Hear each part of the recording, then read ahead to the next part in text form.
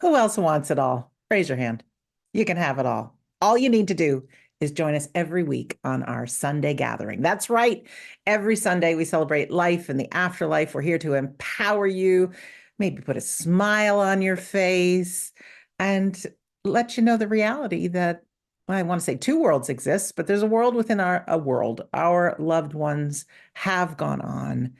We don't die. There is a reality that is so much more real than we're experiencing right now. It'll take us some time, we hope, before we experience it, but our loved ones are healthy, whole, and well, and we get to experience that every Sunday. So I'm Sandra. If we have not yet met, I am here with my good friends Darren and Dominic on this, our 257th Sunday gathering. We're together for about 90 minutes ish, plus or minus. We're grateful you're here. It's being recorded. So if you miss any of it, don't worry. Same link you used to join today becomes the replay link. No instructions, just stay watching. And as we move on, there'll be more to come. So we're grateful that you're here. I'm going to pass it over to Darren for his hello and also for the opening prayer. Hello, everyone, and a massive welcome once again to our Sunday gathering. Yes, you have the three amigos with you again, all color coordinated, by the way, not planned whatsoever. But today's theme is we've done kind of the lighter side of life, and it's a little bit different to our normal Sunday gathering. We've made a bit of a change. Today we've made it different because we want it to be us. We want it to be from us. So we've not got the reading in today's Sunday gathering because you're going to hear from all three of us. And we thought if we'd done the reading, you'd be here listening to us for a long while. But also, the reading's not from us. Hopefully the words you'll hear will be from the three of us.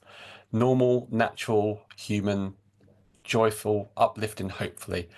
So today's Sunday gathering, I'll be doing the opening prayer as well as taking us straight into the healing after that. And then you'll hear from the three of us doing the address. Mr. Dominic will obviously be doing our demonstration of mediumship, as well as our closing words and closing prayer. And then you've got Mrs. Sandra, our hostess with the mostest behind the scenes, who'll be doing all the other magical, wonderful things to make it an enjoyable and fun Sunday gathering. So without further ado, if you'd like to join me for today's opening prayer.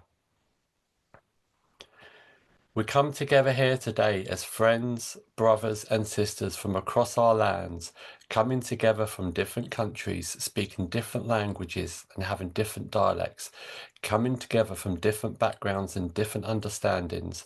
But today we come here together in unity, each and every one of us to play our part in whichever way we can in bringing the two worlds together again under that banner of We Don't Die. To our dear friends, helpers and loved ones of that world we call unseen, we come together here today in love, peace and harmony, with no demands or no expectations, but we just ask that you allow your words and your thoughts to flow through the minds of our workers here today, to be absorbed by all those listening ears, to bring those moments of joy, healing and upliftment. And we come together in the knowing and understanding there is no prejudice or judgment within your world, and each and every one of us joins here together today as equals. And in turn, each one of us gets to enjoy the wonders of the two worlds coming together as one, as we allow ourselves once again to fall back into the arms of eternity and be immersed in that unconditional love and that healing balm. And we'd like to thank you for allowing us to work with your world, walking hand in hand, side by side. Each and every one of us does this to the best of our own ability and the best of our own understanding, and we truly hope we are making a positive difference to all of mankind. So as we bring this Sunday gathering to an open, we do so with joy within our hearts, smiles upon our faces, and love in abundance, so that we truly can create that perfect meeting ground in which the two worlds can come together as one. And as always, we ask that that healing light continues to shine to all four corners of our world to help bring that end to pain and suffering and bring the joy, the love, and the laughter to all those hearts and minds that may be in need on this day. So without further ado, my friends, we welcome you here today. Amen. So we're now going to go straight into our healing segment. And the song I've picked today is called I Swear. And that's kind of what we do when we do our healing segment. We don't swear, but we make a commitment. We make a commitment that we're going to give it our all in coming together, sharing our power, and allowing the world unseen to use that power however they deem fit to, to spread this healing balm to wherever it is needed and to whoever is needed. So we kind of leave it up to them what they wish to do with it. However, I know some of you may be in need of a bit of healing at this time. So don't be afraid or don't feel, you can't, absorb some of that healing for yourself as we sit for that healing power. You can feel the love, you can feel the energy. And if you know someone close to you, that's also in need, again, don't be afraid to, cast them in your mind as thoughts as well. To, we want to get the healing out to wherever it is needed, whether it's in the greater world, whether it's somebody you know, or someone that's close, or yourself. So you can sit back, you can close your eyes and listen, you can watch the video, just as long as each and every one of us comes together as one.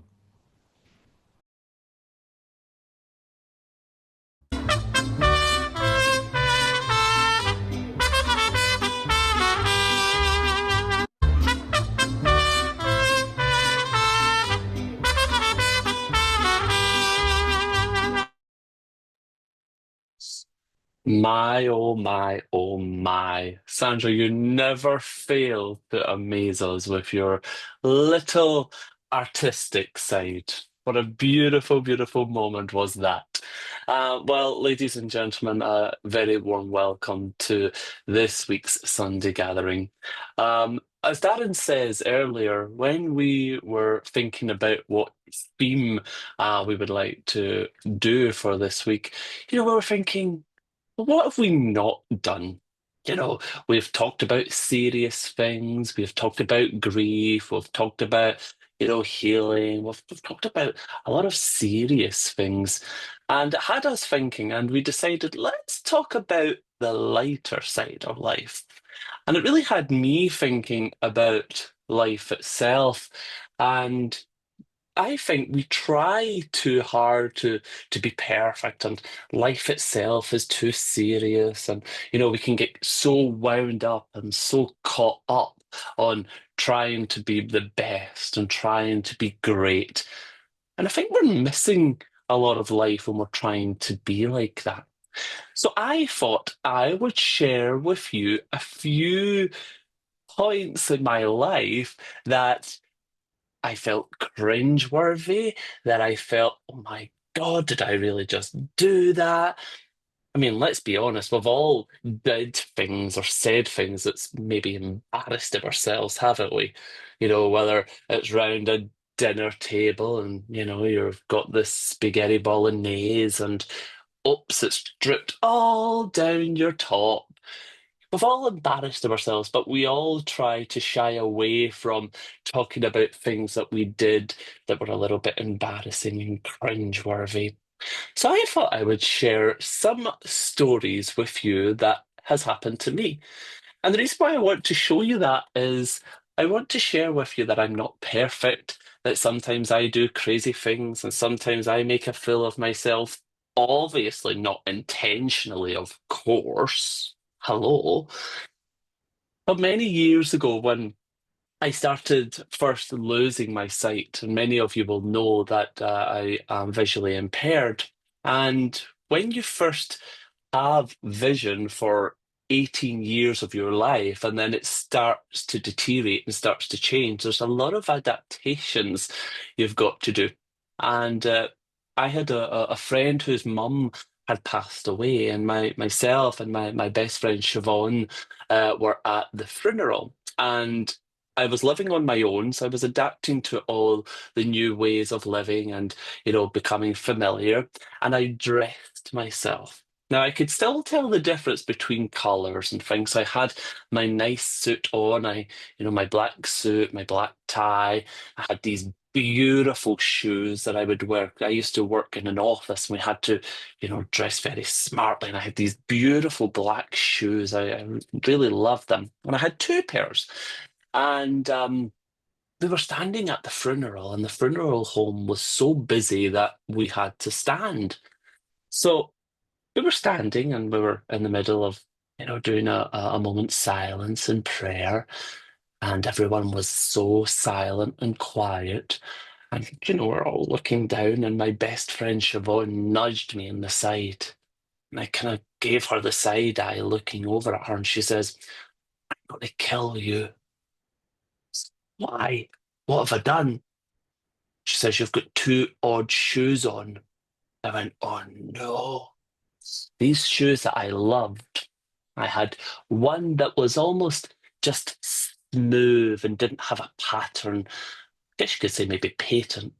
And the other pair that I had little pinpoints in it, almost like a little bit of a texture and a detail. For me, I just thought it was my black pair of shoes.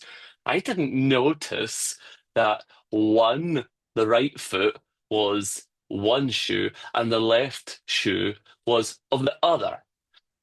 How embarrassing, standing at a funeral with so many people. They were probably all looking at Dominic thinking, "Oh, he's a plonker, he's got odd shoes on." But you know what?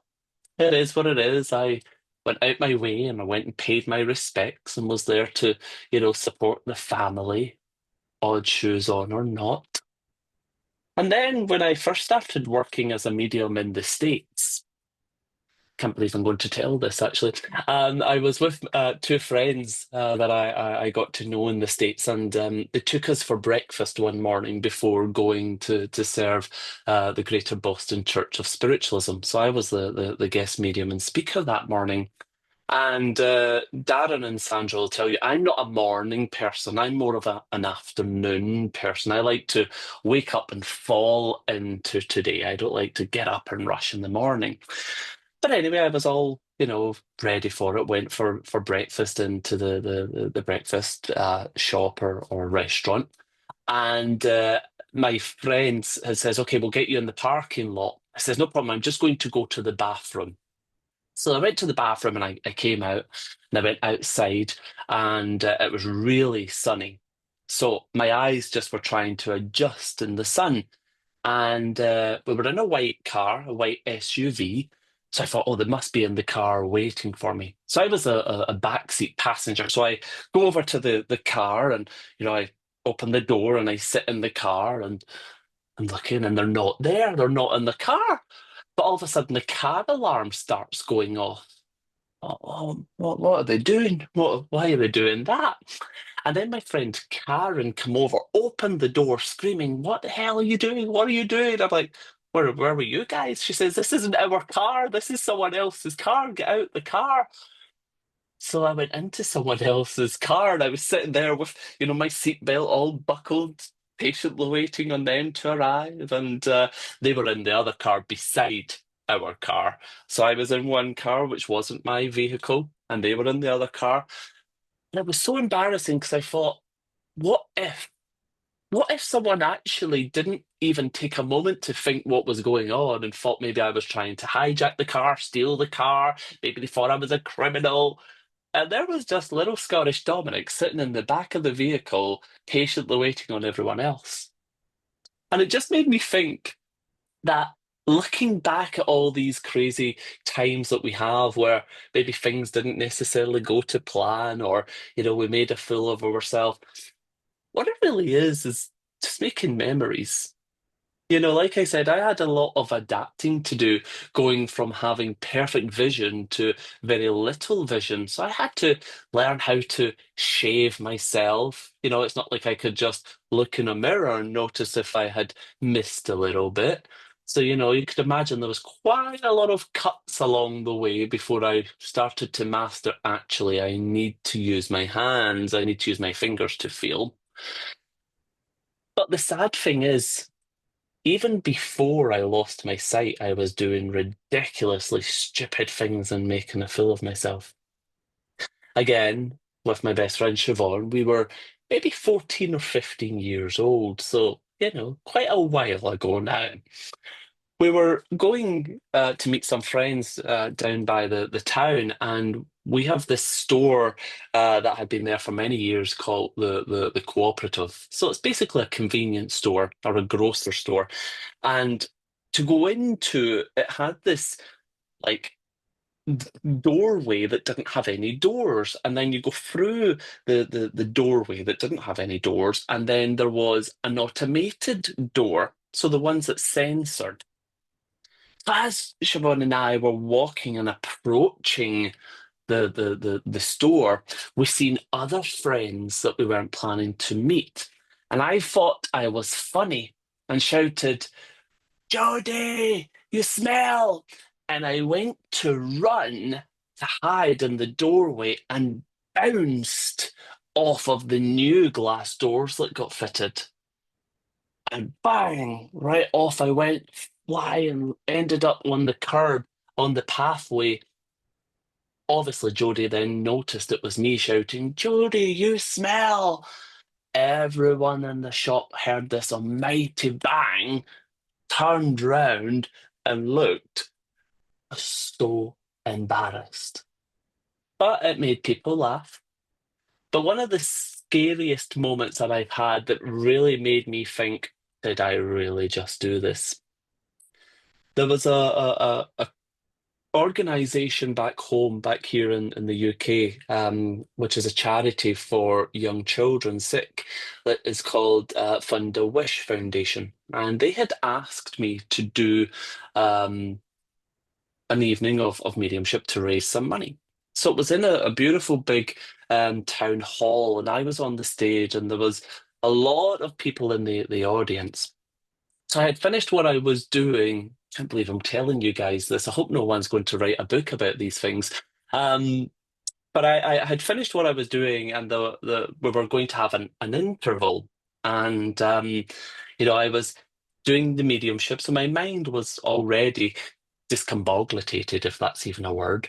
And I says, "Okay, ladies and gentlemen, we're now going to have a 15-minute interval. If you need to, go to the bathroom, or, feel free if you want to spread your legs." And I went, "No, no, no, don't spread your legs. Don't, I mean, stretch your legs, stretch your legs. If you need to stretch your legs."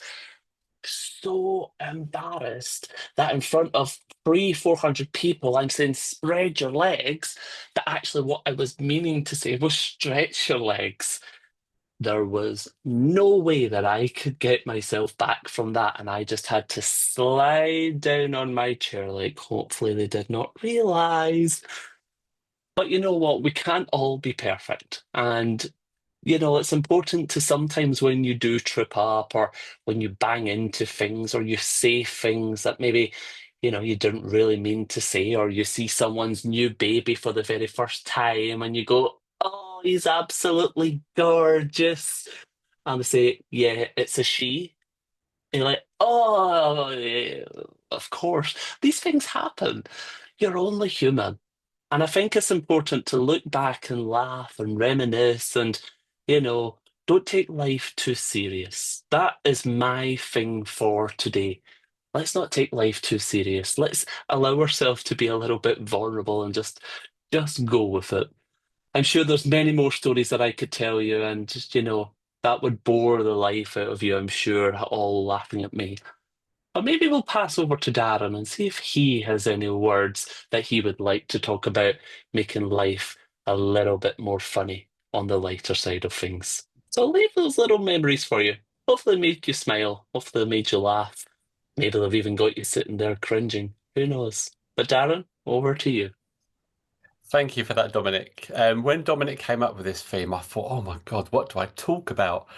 I'm sure, Dominic and Sandra can vouch. There's many things that I've done that is embarrassing or humiliating. But hey, that's my middle name. So, but I was trying to think, what do I talk about? And as Dominic's talking, I'm sitting there thinking, oh my, I'm sure there's things I do every day in daily life that, is silly, stupid, but fun at the same time. And I was trying to reminisce of some. And I think for me, mine start with the opposite sex. I remember I was about 17 years old, I believe. I was at college. And I remember, I think it was lunchtime or something, and I'm walking down the corridor talking to my friends, as you do, you're always talking and chatting, you're not paying attention to what I'm doing. And I remember this particular day, this stands out like anything. And I remember I was talking to my friends and they were behind me, and one of them said something, and I had to turn around and look, but I carried on walking. And I remember I come to these double doors that opened both ways.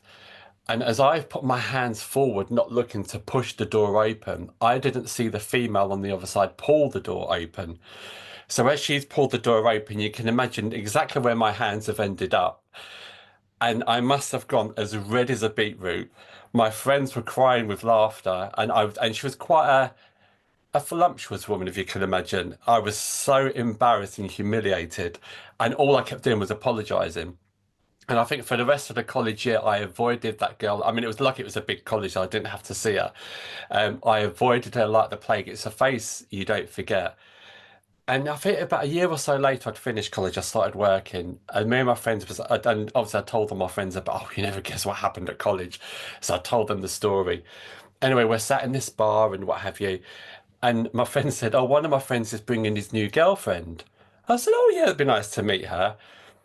As I saw them walk through the door, I said, no, that's her. And obviously, it's the same girl. Obviously, she's come over with my friends introduced her to everyone. Obviously, I know her by now. And we both just roared with laughter when we met each other. Lucky she saw the funny side of it. Um, and then it became the running joke with our friends and her. Um, Now my friend and her are married. Obviously went to the wedding, and I had to dance a second wedding song with her because of all this that had happened at college. It turned from a very humiliating and embarrassing situation to a positive. They still take, the mickey out of me and stuff for doing it and that. But yeah, I think that was one of my earlier memories. Then I had another one with my friend's mother. My friend wanted to go and see Kylie Minogue for her birthday many years ago at the O2 Arena in London. And those of you that have been to arenas to a concert, the seats are quite compact and tight, and we were sat quite high up. And when we went in there, obviously because it's a big arena, we thought we don't want to keep coming out for drinks. Let's get a couple of drinks each before we go in. But my friend's mum wanted to come because she loved Kylie Minogue. So I said, yeah, that's fine, you can come along. So, but being in an arena, you can't have glass, everything's in plastic. So we got these drinks, many of you may have heard them, they're called WKD Blue. And it's a blue alcoholic, alco pop kind of thing. And it's very bright blue. So we bought two each and it was in plastic bottles. And we're sat quite high up, but there's nowhere to put these bottles because the seats, so you have to sit and hold these two bottles.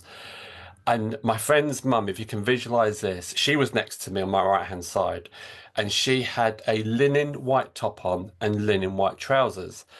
So one of the Kylie Minogue song came on, I can't remember what it was now, it was so many years ago, and everyone stood up and you had to clap along to the song. Well, I've got two plastic bottles. There's nowhere to put these plastic bottles. So I thought I'll put one between my arm and my body like this, and I've got one hand to kind of clap with a bottle in it. So as I've done my first clap, the bottle from here has shot up in the air because I've squeezed it. And I couldn't have done this if I tried. It flipped upside down over my friend's mother, and it landed in this area, should we say, in between her white linen top. And when you're so embarrassed and so humiliated, my friend and everyone's laughing, and I thought I can't even grab it because of where it is. I can't rescue this. She's got two bottles. She can't get it out. And obviously, by the end of the concert, it looked like she had a blue octopus all over her clothes because it had just flooded her entire outfit. And because it's bright blue and she was wearing white, and I was so embarrassed and humiliated. And she was driving us. So I had to sit and apologize all the way home in the car. But do you know what? It came after that day, it became, we laugh about it. And even her mum, thank God her mum's got a sense of humour. She saw, she could have been angry at me because I would have been angry sat there in wet clothes, all this blue coloured stuff down my white clothes. She saw the good side of it. And we still laugh and joke about it to this day. When it comes to nature, as Sandra and Dominic can probably vouch, small little animals, mice, rats, no, they scare the life out of me. But I love birds, but I don't like them flapping around me. And there's many stories which Scott always winds me up because we both love animals, but I can't stand animals flapping around me or little rodents. And I can see Dominic laughing at me. We, we was doing a conference in Barlo in the Netherlands, and it's not the first time I come across a mouse. And we were sat there chatting about at the bar, and I saw a mouse come up behind them, nowhere near me. It was over there somewhere, and I just stood up screaming hysterically, pointing. And everyone's thinking, "What the hell is wrong with him?" I do it with any small rodents, even if they're nowhere near me, I'll just run and scream. Um, But as for birds flapping around me, it's one thing I cannot stand. And I remember Scott took me once to a safari park, which, yeah, it's quite nice. You're in the car, driving around, all the animals are, at the side of the car and what have you. And he goes, let's go into the birdhouse. I'd never been to this place before, so I didn't. I visioned it being a big unit with birds in cages. Lovely. Um, so when we went into his birdhouse, you had to buy a little pot of nectar. I said, what's this for? He goes, you feed the birds. And I thought, oh, maybe you, I don't know, put it through the cages, do something with it. And he goes, you go first. Unbeknown to me, as I walked through, all the birds were loose. And because I'm stood there holding these pots of nectar, next minute it was, I don't know if you've seen Home Alone 2 right at the end, where the birdseed gets thrown over the robbers and all the birds are, that's what I was like. That's what it felt like to me. I was under attack and I threw the nectar away from me as far as I could. I was screaming hysterically, trying to get back out, but you couldn't get out because the doors only opened one way. Everyone was looking at me. There was all these tourists and visitors and thinking, what on earth is wrong with him? But yeah, when it comes to stuff like that, I will scream no matter where I am or whoever's there. It's humiliating, but do you know what? That's my fear, and I can't hold back from that fear. Um, and I remember going down to Brighton Pier near us, and like most piers, I suppose, they have places you can get food and drink from. But Brighton is well known for seagull attacks. I think it's the #1 place in the UK for seagull attacks. And I've always been careful and always protected my food and what have you. And I can't remember what we had a bag of donuts or something, I can't remember. And we were walking down the pier, having a nice leisurely stroll and chatting away. And next minute, there was all these tourists in front of me. They were Japanese tourists, and they pulled their cameras out, and they're all taking. I think, why are they taking photos of me? And Scott kind of looked, and he stepped away. I thought, why is everyone stepping away from me? Unbeknown to me, a seagull had come up behind me. I couldn't see it because I was behind. Landed on my head and proceeded to do this on my head with its claws, trying to get my food. Obviously, you can imagine, I was, specimen of a man, screamed, threw my donuts in the air, and while all these tourists are taking photos, I did end up with loads of cuts on my forehead from this seagull. So I will never have food on the pier again through fear of being attacked by seagulls. But it's not just when it comes to nature. When I've been traveling, and as Sandra and Dom can verify, there's always something I do or some stupidity that happens. I remember Sandra took us to Disney once. Do you remember Sandra? We went to Animal Kingdom when the Avatar ride first came out. Obviously it's based on the film Avatar. I'm really bad with rides anyway, and I'm really bad with motion rides. I didn't know what to expect. So we queued this day, didn't we, in the blazing sun for 3.5 hours to get on this Avatar ride that had just come out. So, and I'm always cautious when I step on these rides. I'm always sort of looking what it does, how it functions, and all that kind of stuff in case, it's going to come off the tracks or do something bizarre. Anyway, but the Avatar ride, for those that have been, you don't see any of it. You're kind of queuing up, going in these sort of cave. Anyway, so we've gone into these little rooms, and you sit on these things like motorbikes, and they push you forward. And I thought, this isn't too bad. It's a nice little room, and the ceiling's quite low. So I thought, and I guess by then it was a 3D interactive kind of thing. I thought this isn't too bad. And then the wall disappears in front of you, and all you can see is all these legs dangling and a big TV screen. I had my eyes closed for the entire thing, screaming, saying, "Is it over yet? Is it over yet?" Because I cannot do those sort of things. And Sandra, there's probably every ride I went on in Disney, I was screaming at something. I'm usually the one on the biggest roller coaster. You can hear me over everyone else, not singing or laughing, but usually screaming. Um, and I think the last one story I'll finish with, we went to Gran Canaria last year. And the first night there, we went into this nice little bar, had a live musician and stuff on. And it was only a small bar. And there was these two younger guys there on holiday together. There wasn't in a group, and they was both in wheelchairs. And I always try and help and, do as much as I can to help people that are less fortunate. I can see Dom laughing already. And this poor guy was going to the bathroom. And I know the bar quite well. It's quite a tight, narrow corridor, etc. So I thought and I could see he was struggling to get into the bathrooms. So I thought, let me give him a hand. So I've gone over to help him. And I gather by the way he spoke, he didn't speak my language. I think he was Scandinavian. And he was saying something to me. I have no idea what he was saying. I said, no, I'll help you. Let me help you get, I'm trying to maneuver him around. So I'm holding the door, trying to pull his wheelchair around to get him. And he's adamant, no. And I thought it was him not wanting the help, being quite, because, people do have pride. And I said, no, please, let me just help you into the bathroom. And obviously I won't help you in the bathroom. Let me just get you in through the door, blah, blah, blah. So I did so, got him in. He was putting up a bit of a fight. Walked back to my chair and Scott was crying with laughter. I said, what are you laughing at? I said, he didn't want my help. I felt bad because, he was, not wanting my help for whatever. Scott said, no, Darren, you've pushed him into the women's toilets. Which obviously, was quite embarrassing, humiliating. And when this guy came back to the toilet, I apologized to him. Obviously, he probably didn't know what I was saying. And he was in the bar a few nights after that, and I tried to avoid contact and what have you. But do you know what? These are things and stories, like Dominic said, we can talk about, we have fond memories of, and even to this day, one of my first early ones was, the lady, that I was 17 then, that was 20 odd years ago, and we still talk about it to this day, and we can still laugh about it. And I can feel my cheeks getting red as I'm talking about it. But do you know what? We talk about life being very short, and we need to make the most of our time on this planet. When we depart this planet and go to the spirit world, we want to go with fond memories, with laughter. I mean, can you imagine, what's our friends and family going to be saying about us when we leave this planet? Oh, I dread to think what they're going to say about me. Oh, he was a bit of an idiot. He was silly. He was this. But you know what? That's a positive. I don't want to go and say, oh, he was boring, he was miserable, he was moany, he was negative. I want to go, leaving hopefully some kind of a positive, happy impression. So, and I know sometimes we do try to be perfect. I think we try too hard. But you know what? Sometimes, sod it. We are who we are. And that's why Dominic came up with this theme. He wanted us to kind of really show our true us, so to speak. We come on here each week and we talk about serious things and we talk about healing and we talk about, our loved ones, and absolutely so we should. But how nice is it? And you hear it in a good demonstration of mediumship.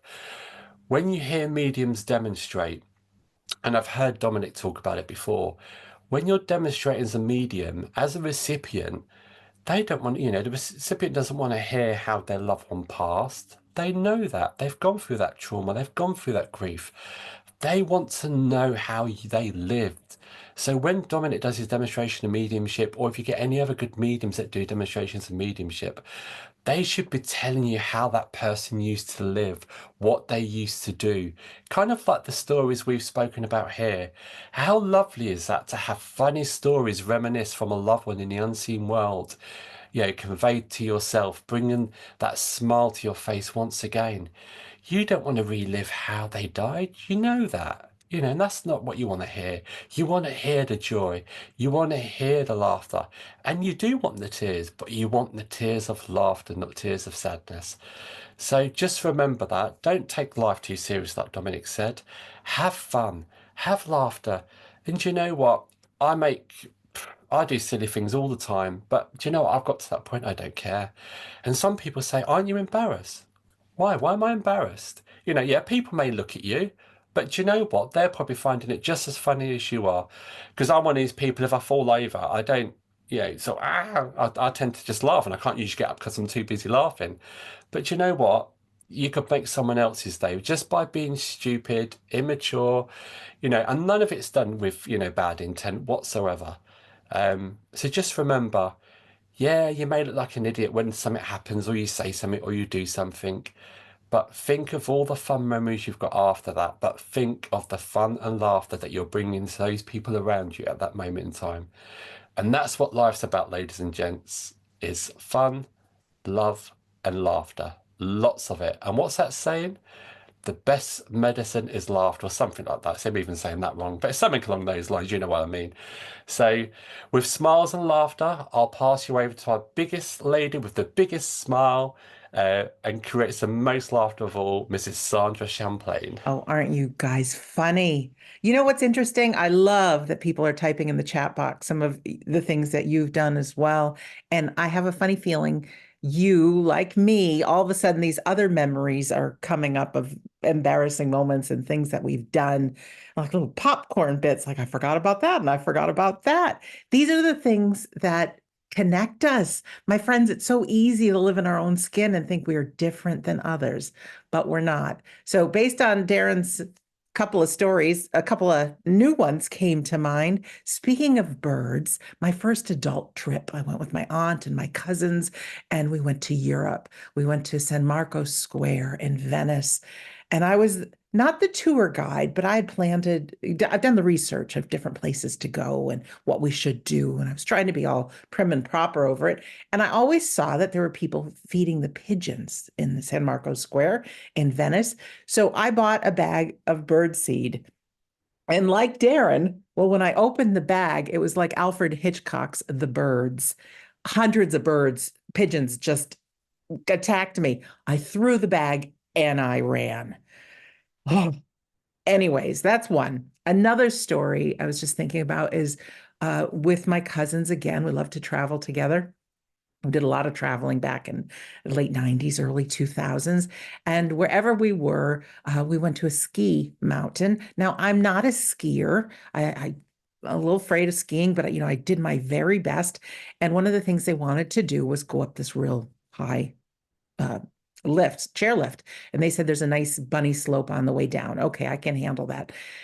Well, the ski lift, if you've never been on a ski lift, you got the skis on and you're sitting there. And just when you're about to get off the ski lift, they ask you to get your butt right to the edge of the seat. Lift your tips high, because then there's a slope and you come up and then you slide off, right? You slide off.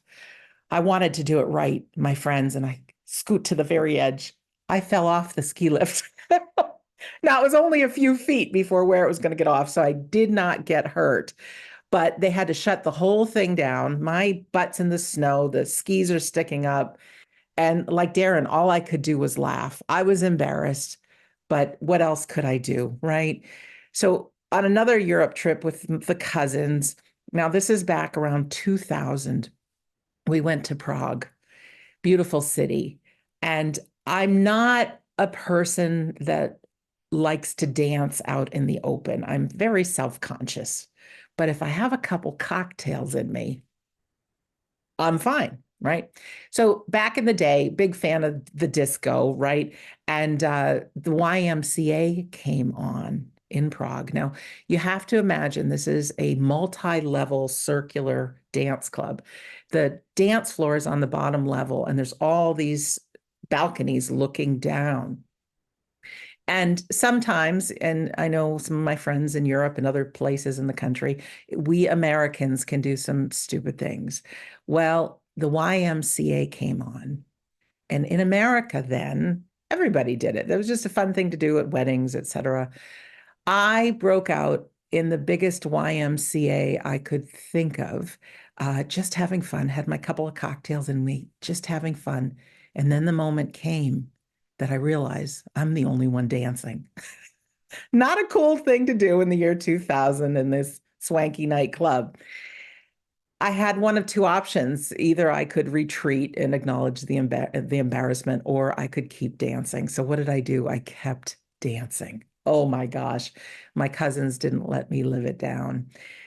So I took some leadership training, 2002-ish, because somewhere deep inside me, I knew that I wanted to tell my story, things I've learned, and I wasn't a very good public speaker. And so in this course, they said, we all met in New York, and there were several hundred people there, and they warned us ahead of time. They said, each one of us, to get over the fear of speaking, we need to tell our most embarrassing story. And I thought, oh my God, and all I thought of was the YMCA in Prague. And we each had to do it. Well, I don't like to live with anxiety. So I thought if I could get it over first, then I would be okay. So in the crowd of several hundred people, I got in the very front row. And just when the time came that they said, okay, you've heard the story about getting over the fear of embarrassment. And they said, we want somebody to come up, and who would like to be the first to tell their most embarrassing story? I did it, folks. I raised my hand. They brought me up on stage. Not only did I tell the story of the YMCA, but I demonstrated probably the most obnoxious YMCA dance I could do. So, my friends, this became my second most embarrassing moment because they just wanted one volunteer. Everyone else had to do it in groups of 3. I did it in a group of about 400 people. Crazy, right? Crazy. One more thing I want to share about that leadership training class, which I thought was so interesting. We got back to Boston and there was a small group of us, maybe about 20 people. And we each had to do a presentation on something. And so I don't like that feeling of it being embarrassed. I don't. So I thought, okay, I'm going to be perfect with my speaking. So I really rehearsed everything I was going to say, really practiced it over and over and over. And I'd look in the mirror and deliver it to the person in the mirror. Because if you can convince the person in the mirror yourself, then you got it handled. Well, I gave my presentation on whatever the topic was. And when it was done, I sat down really feeling that I did okay. I did okay. I got the bottom score out of the 20 people. The bottom. I was crushed. Guess why? Because I couldn't figure it out on my own. The leader had to say, we wanted Sandra. We didn't want perfection. So this is how I'm tying this in all together. Friends, there's enough of other people out there. You can just be confident in being yourself. The different things that we do, even the stupid and embarrassing things that we do, that's what makes us lovable. That's what makes us trustworthy. That's what makes us believable. We all have this little voice inside of our mind that tells us we're different. Nobody wants to hear our story. We need to fit in. The heck with that. The people that we love, some of the famous people that you adore watching on TV or whatever, they're unique. They are themselves. So if you get nothing else out of this Sunday gathering, I'm asking you to believe that you are perfect, whole, and complete just as you are. They say warts and all, right?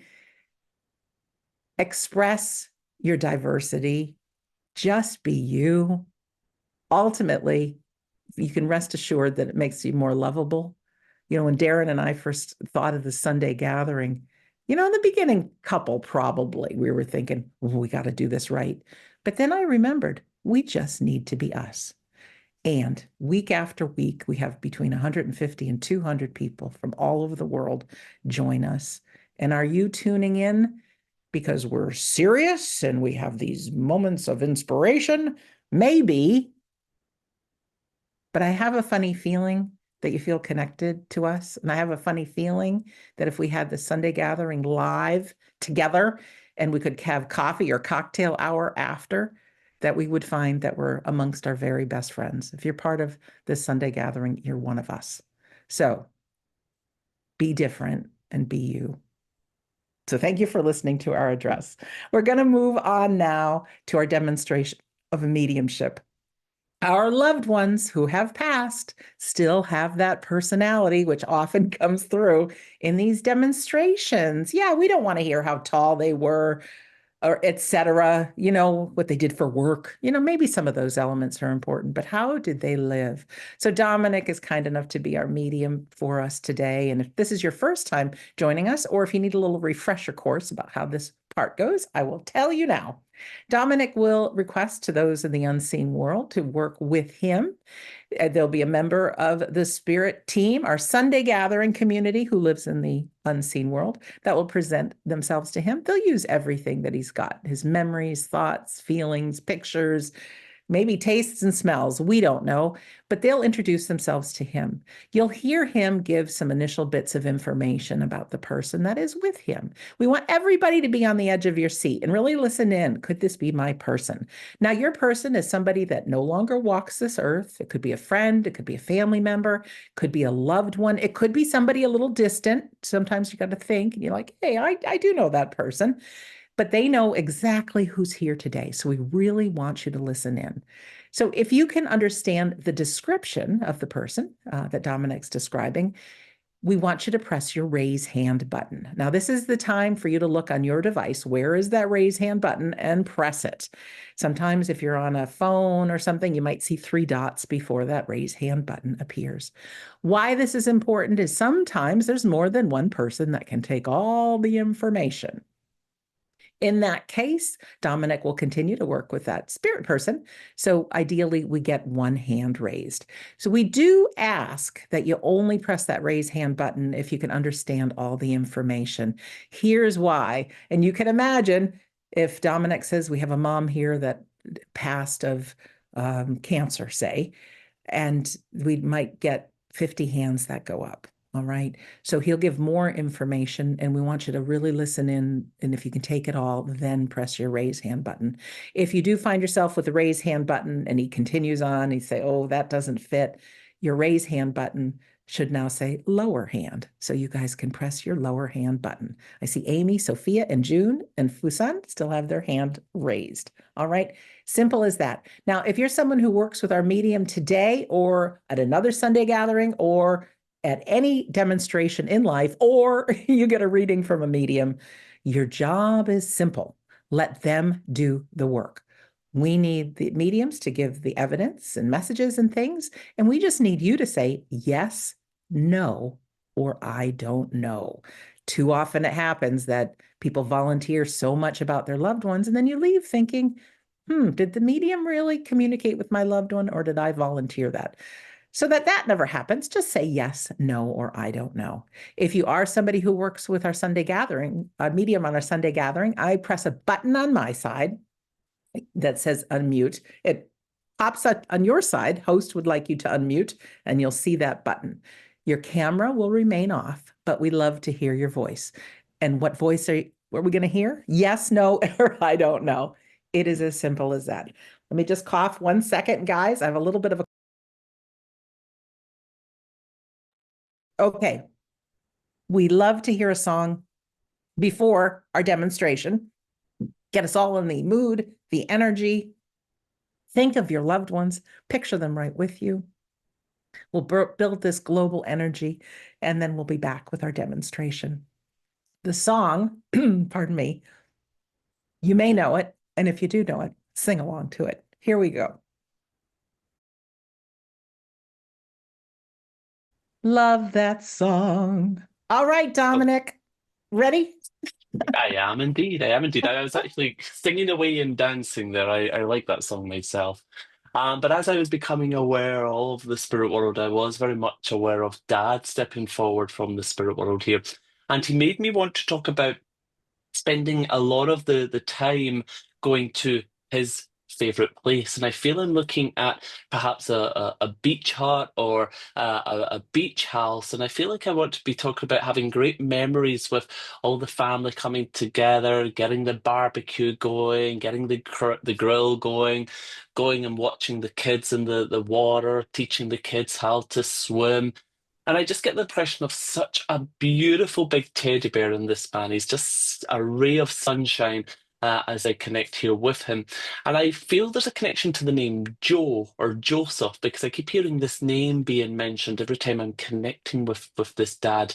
As I connect here, but I want to talk about the beach house or the holiday home where we would go almost every week on the vacation times, the holidays.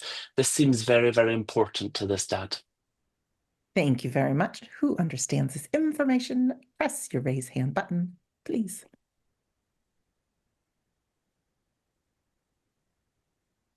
Christy has her hand raised. Christy, you should now see a unmute button there for you. Hi, Christy. Hi, how are you? Great. Welcome. Hey, Welcome. Christy. Hi.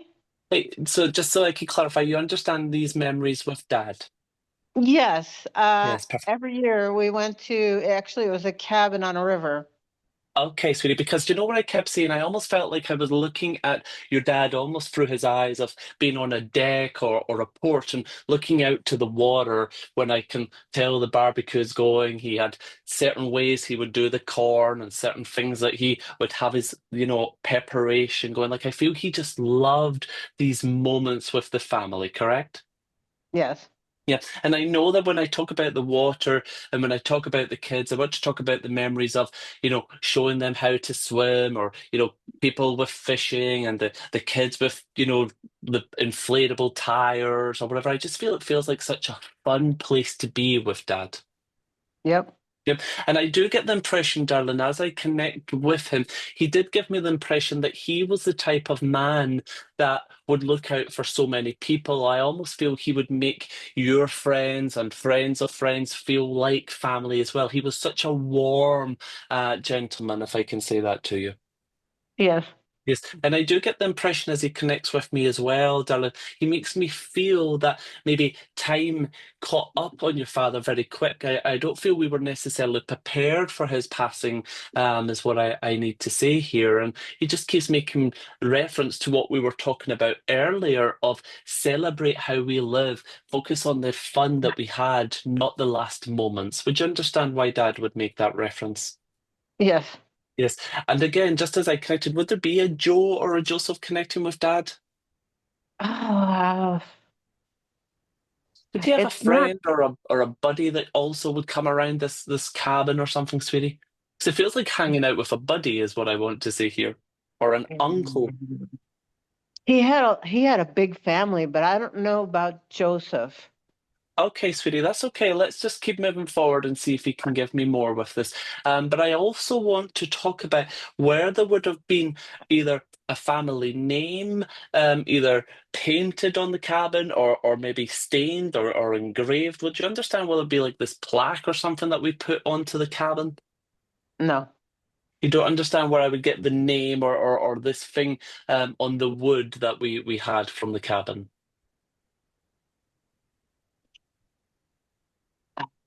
not a wood name. He built something on the property.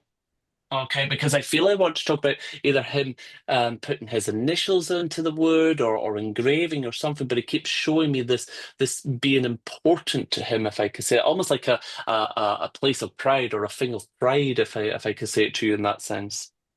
Yeah, the thing he built, he was very proud of. He could really do a lot with wood. Okay, sweetie, because again, I can't change it. I can see the wood all coming together is the easiest way that I could say to you. But can I say, as much as he's got this great attitude and this big heart, he was such a big kid, wasn't he? Yeah. Yes, because I feel like he always wanted to be involved. I actually feel like talking about maybe even the kids or the grandchildren or whatever. I feel like I want to play hide and go seek, or I want to play tag, or let's do this. Like he was such an involved father, and I feel that that's something still to this day that the family still talk about and reminisce of the fun and the humor and how much of an incredible man he was. Yes, he Yeah. picnics, things like that. We always Yeah, did stuff. perfect. I feel he wants to acknowledge the fact of keeping his spirit alive with the fun and the memories. And I feel as the generations continue to grow, he wants the story still to be told as well, sweetie, is what I want to say. I almost feel like I want to talk about like a family book for some reason of all these memories and stories, because Right. he's laughing at this. But it just felt like he wanted to take you, if I could say to you, to a happy place as well. And I don't know if maybe you've been feeling slightly under the weather or just not feeling 100% secure in your own self in some ways. But I feel Dad was trying to pick you up and take you to a happy place, darling. Would you understand that? Oh, definitely. I've been really grieving. I lost someone else That's okay. and I've been really If grieving. So yes, Yeah. I needed to So hear it's from my almost like he's dad. trying to give you that, pick you up. I've got you. We're together. Don't worry. Don't worry. Focus on the positive. Keep the smiling going is what he keeps wanting me to say to you, sweetie. So sincerely, thank you so much for allowing me to chat with you. Thank you. You're so welcome. Thank you very much. So as I now move forward in the spirit world here as well, I'm very much aware of what feels to me grandma and grandpa stepping forward here from the spirit world.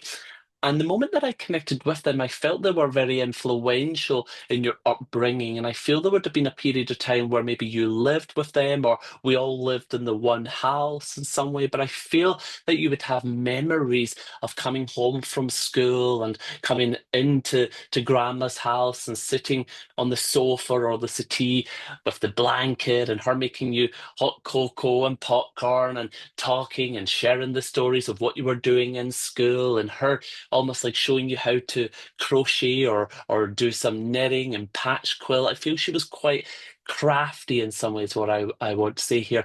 I don't know if it's you that's named after Grandma or if it's your mum that's named after Grandma, but I feel there may be a name abbreviation in some way, is what I pick up with this lady as well. Thank you very much. Who understands this information? Go ahead and press your raise hand button. All right, Valerie and Alina both do. Party of two. Okay.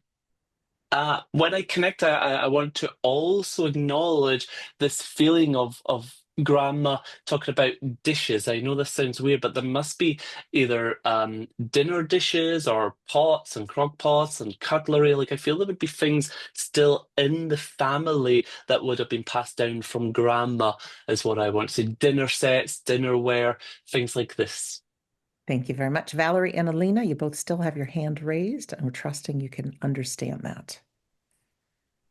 Hands are still up for that. Wonderful. And just for me to sway a little bit more, I want to talk about Grandpa would have passed to the spirit world before Grandma. Thank you very much. Ladies, your hands are still raised. Would you like to hear either voice? Let's check with Valerie. I still would have liked to have narrowed it down, but let's check with Valerie. Okay, and Alina, you keep listening. Hi, Valerie. Hello, guys. Thank you. Hey, sweetie. Just very quickly, darling, would you understand where I've got the thing of the dinnerware and the pots or the plates and cutlery still passed down in the family from Grandma? I still have some of her pots, yes. Perfect, wonderful, because that felt very important. And I do feel that you would have the memories of living together in the house. We live together in an apartment, yes. Perfect, wonderful. This is okay. This is good. And just very quickly, do you understand the namesake who's named after Grandma?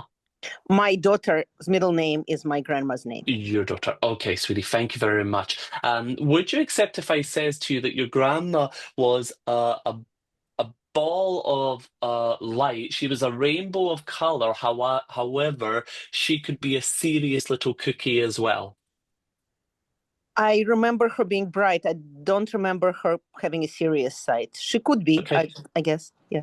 The reason why I feel she's serious is because what I feel with the looking after you and the sharing the memories, I also feel in some way she was the one that kept everyone together. She looked out for the family, and when there was issues or anything, I feel she was the one that tried to bring it all together and make things better as the easiest way. Hence why I feel she's got the fun side, but she's also got the serious attitude of when things need to get dealt with, is what I would say with that. I do feel that she's connected here with me as well, darling. There must be like a patch quilt or a blanket or something that you would have memories of making with your grandma or her showing you that may also still be here or used in the family also. I cannot relate to that. You don't understand the blanket or the shawl? I do not.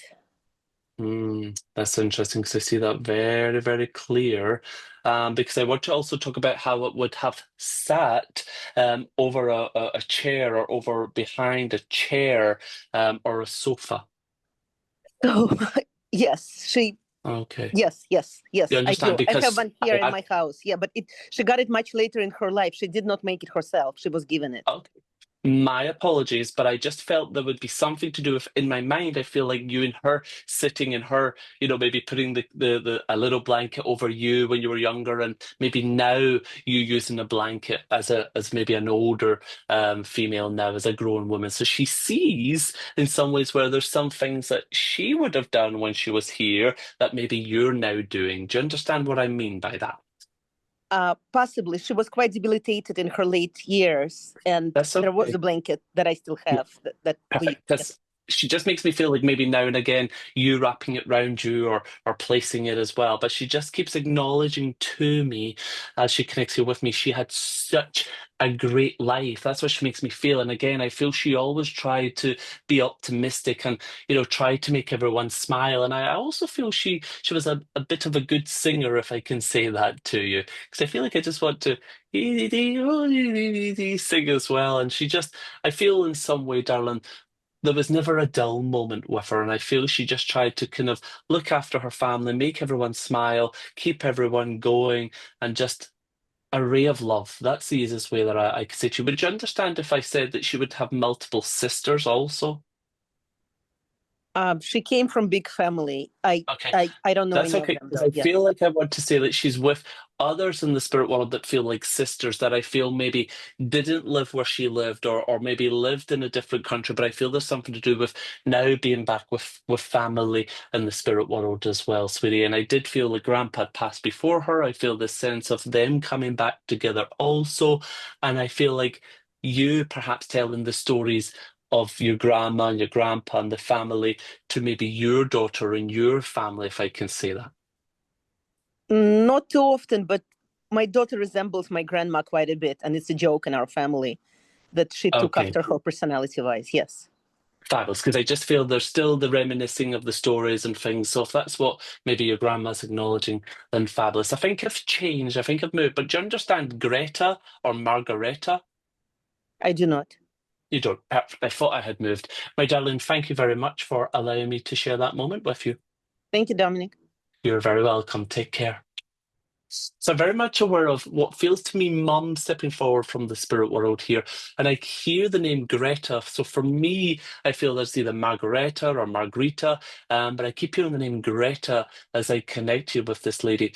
And the way that she's coming forward is a little strange because she keeps telling me that she wants the family to celebrate that she's much better. And I feel like maybe she started to have issues herself with maybe losing her eyesight or not being able to see very clear, because she wants everyone to know that she's better, she can see better, she's happy, she's better, is what she keeps telling me here.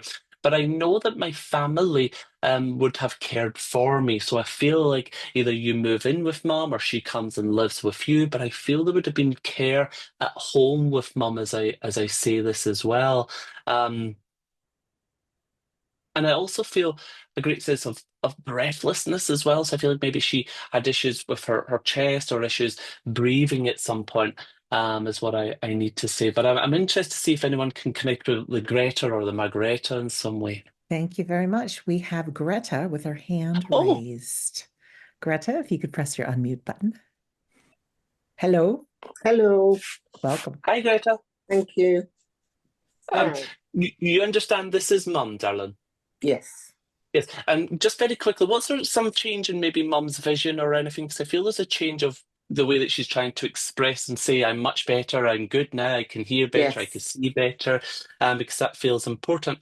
Would there be some jewelry? Now, this sounds very generic, so let me just work it for a moment.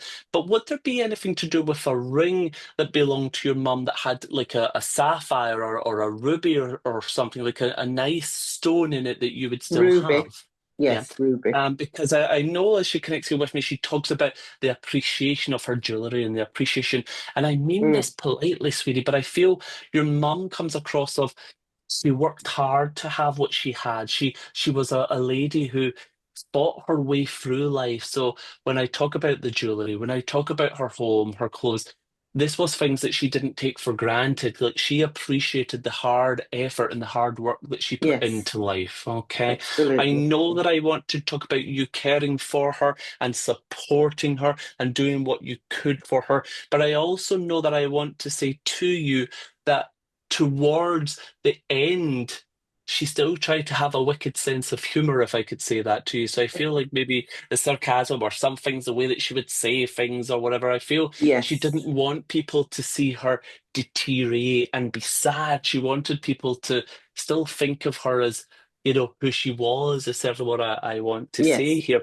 Now, this may sound bizarre, what I'm about to say, but did she did she go through a period of hiding money or taking money out of the bank and putting it in envelopes around the house? No. No. That's bizarre because I keep seeing like lifting things and like this envelope, and I feel like I've got some small bills in it for some reason. Um, So if it's not that she had it in the home, then what I want to say is before she passed, there was elements of her getting her finances and maybe getting things in place, if I could say that to you. But I keep feeling like something to Yes. do with money in an envelope and things. Yes, yes, we did get the financial thing sorted. Okay, sweetie. Wonderful, Yeah. wonderful. I do get the impression as well, and she's connecting here with me. As she went through her life, she was never the type of lady that would let things pull her down. And even, you know, accepting help and needing some form of support. She was very stubborn at times, if I Yes, can very say much that to you, so. because Yeah. I know you've made a reference recently to someone of, hopefully I don't get the same stubbornness as what mum had, or, hopefully I'll not go the way that mum did. And she keeps laughing, and I feel she's saying, I've been listening to you. That's what I would say. But also, just very quickly, would you accept if I was to say to you that mum was a bit spiritual or psychic herself? Not psychic, but she had beliefs. Okay, because I almost get the impression of wanting to say in some way, she knew things. I actually feel she predicted, or she told, if not you, then a sister, she told someone they were pregnant before they were pregnant or before they announced. But I feel she kind of knew things in some bizarre way, is certainly what I would say. So bear that Mm. little thought in my mind. Any connections to a name at all, like Anita or Anna or Yes. anything? Yeah, okay. Well, not Look. those names, but an A. Okay, Yes. have a look around there for me with that piece and see if you can All put right. that together. Yes. Okay. Just before I finish with you, this is bizarre, but I think you would have memories with this with mum. I keep tasting in my mouth here what tastes to me like a hard boiled toffee or candy, which in the UK we have Withers Originals. Yes. And I feel like in some way she always had, maybe in the side of where she sat, like a little jar or a little almost like glass or bowl that she had Mm-hmm. some Fox's Mints, the Withers Originals and things. Because I feel like when kids came to visit, they always loved to go and have a look for the candy or the sweets Yes. in Grandma's jar. You see? And she's telling me to say, maybe that's something that you're missing doing. Handing out Okay. little goodies here. Okay, sweetie. I feel she is more than excited to explain to you and remind you that she's much better now. She doesn't have the impairments that she had before passing, and I just feel to a Good. degree she's such a beautiful, beautiful lady again. And I just feel how she dressed, the way she carried Yes. herself. You done Yes. your best to help her keep that up until her passing as well, darling. Yes. So whatever Yes, we you did. done for your beautiful mother, you helped her pass with grace and her dignity. So Thank sincerely, you. thank you very much for Mm. allowing. That's interesting. Just give me 1 second. Show me that again. Any point to your knowledge, did your mum ever work? Was there anything to ever do with working in like a factory or like a mill or anything with huge machinery at all with your mum? No. No. No, okay, that's fine. I've maybe moved then, darling. Yes. Sincerely, thank you very much, Thank you Greta. so much. Thank you. You're welcome, darling. Bless you. Thank you. This is interesting. So I'm very much aware of another lady stepping forward here just now. And I'm struggling here to feel if she's sister rather than mum, but let me just work with it at the moment.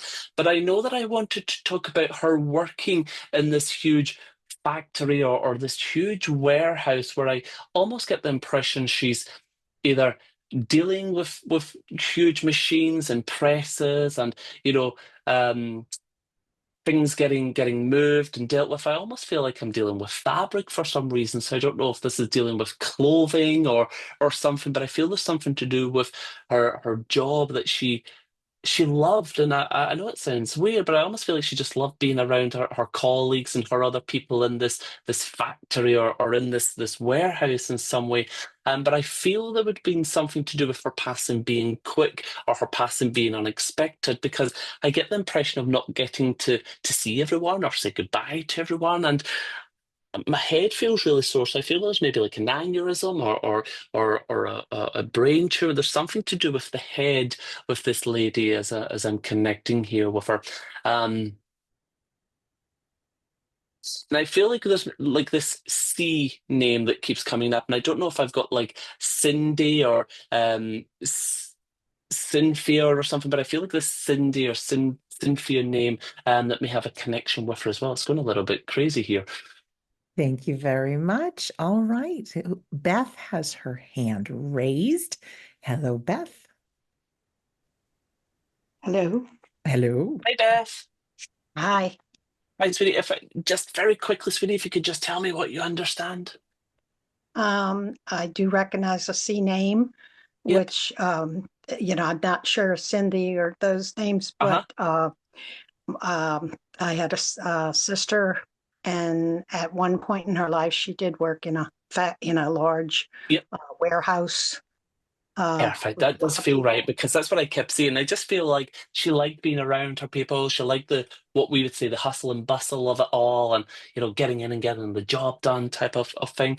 But I almost felt this thing of my head became really sore, sweetie. Was there any issue with your sister's head? Um, yes, she passed suddenly. She Yep. had heart issues, but they believe she had a stroke.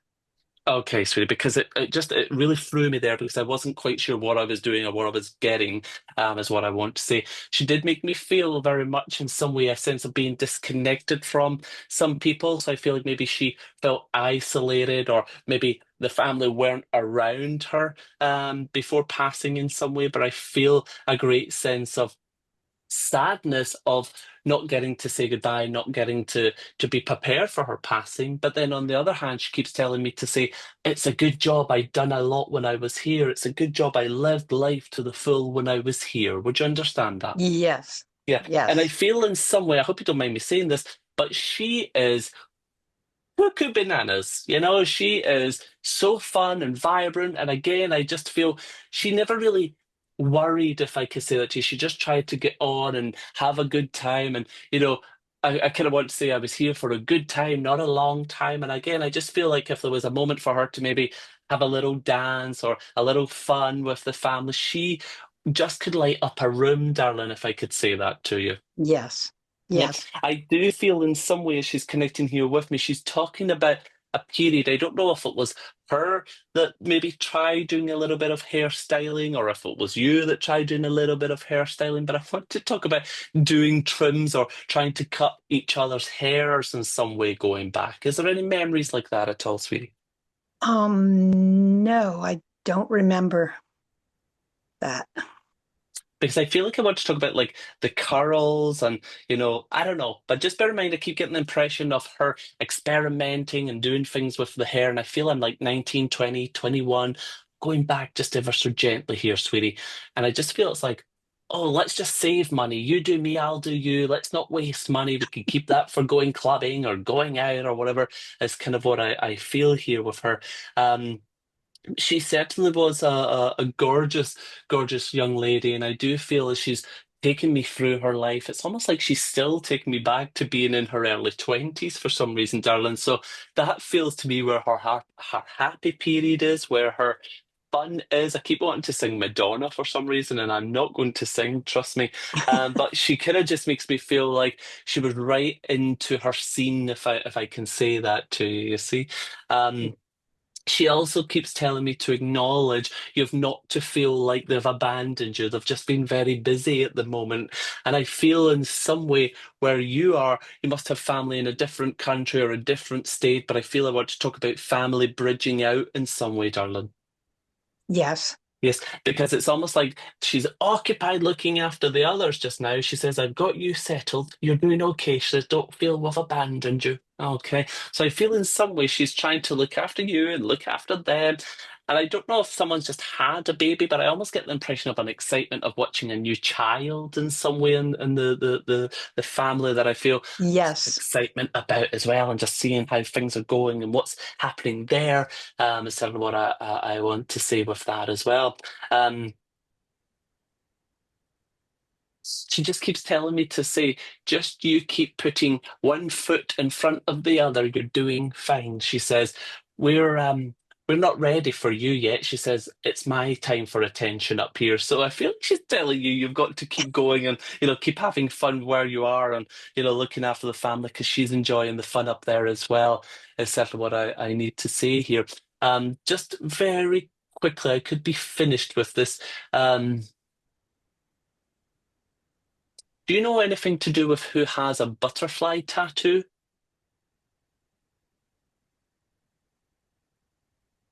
I'm not sure. Her son has some tattoos. I'm not sure if he has a butterfly tattoo. Okay, sweetie. I'll tell you what I'm seeing. I almost feel like I'm either on my shoulder or just behind or something, but I want to talk about where she shows me this tattoo on the upper arm, if I can say that to you. So maybe the next time you Okay. see your son or speak to your son, maybe mention that. Maybe he'll then present or show you is what I need to say here. I think I've moved, but let me just double check. Any flower names for a female like Lily or Rose or anything? Um, No, I think I've no, moved because it no. doesn't keep going. That's okay, sweetie. I want you to know that just because your sister's passing was sudden, just because she passes the way she passes, it did not change, nor did it affect who she is today, sweetie. Okay, so I just want you to know that your sister is dancing on the moon, watching over you all. Okay, and she's still very much your sister. So thank you for loving me the way you did, she says.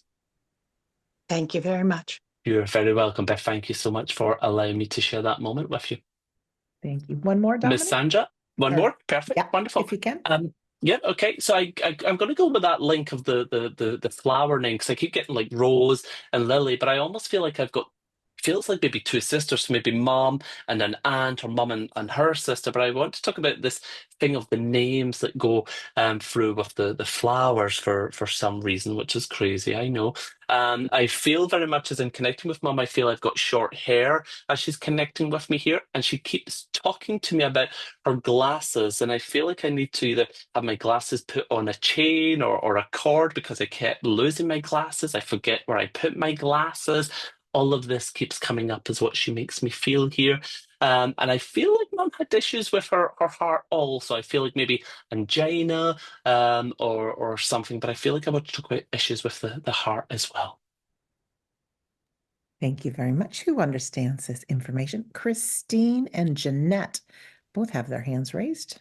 Okay, perfect. I want to just double check that mum would be in the spirit world with her sister. So that should be your aunt because it's like they've come together. So I know that they would have been close. I know that, they were together a lot, always together. So let's make sure that we've got mum and the sister.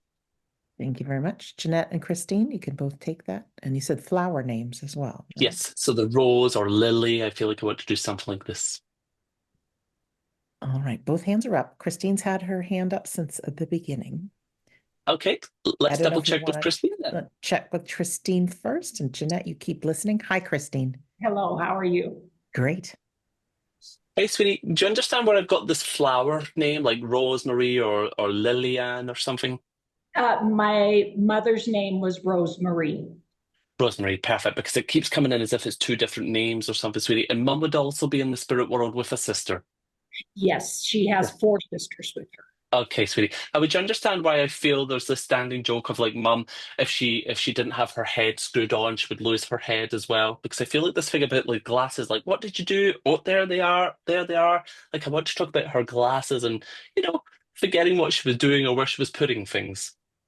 Not about her losing her glasses, but we had a family joke about her glasses and her breaking them from slamming her head in a door. Oh, crumbs, because I feel like I want to talk about like taking the glasses off or putting them on like a rope or something. So take that how you would, sweetie. I'm just cautious of time. But I know as I connect with your mum, and I hope you don't mind me saying this, sweetie, but she makes me feel that her passing was a blessing in disguise. She does give me a sense of relief and peace as she goes to the spirit world to then be reunited with sisters who awaited her as well, if I can say that to you, darling. She does make me feel that she was the type of lady who maybe didn't ask for help or didn't ask for much, but what she does tell me to say is she had everything that she needed because her family were always there for her. And I feel like when I talk about this, I want to talk about birthdays and events, occasions, Mother's Days, anniversaries. The family always fussed about your mum. Would you agree with that? Yes, I would. Yeah. And again, I don't feel she was the type of lady that would say, oh, I need this, or can you do this? Can you fix this? I feel as a family, you were always a step ahead of mum that she didn't need to ask because you had things well taken care of, is simply what I want to say here. Was mum a bit of a good or a fabulous baker, sweetie?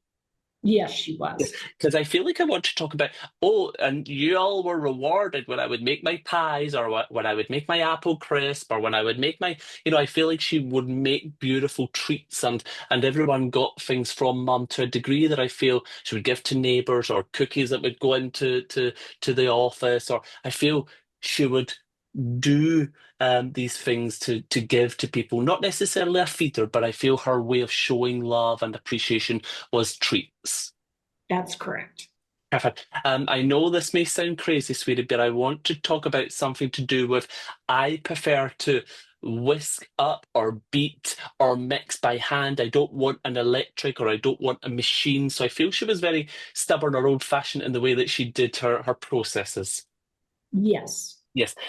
I know that she's acknowledging a sense of you missing her, you going through a lot just now. I don't know if it's her birthday or anniversary or anything that may be coming up, but I just feel there's moments just now where you could really be dealing with having your mum, having a cup of tea with your mum, a chat with your mum, and I feel it's very much about the period just now. October was her birthday, and there was a significant event that happened on her birthday. Okay, maybe that's what I'm picking up, but again, take it how you would, sweetie. But I know that she's just trying to reassure you, I'm here with you just now. I'm still there. I'm by your side. You can light the candle for me. That's what I keep wanting to say. So just know that mum's perfectly fine, sweetie. She's all good. She's all set. And I feel she's back to being her old self again. Okay, so take comfort knowing she's with her sisters, and I feel very happy to be back with my family. You've done your job. And it's important to know that mum left knowing how much you loved her. Can I ask you a question? Sure. The significant event that happened was my niece, her granddaughter, committed suicide on her birthday.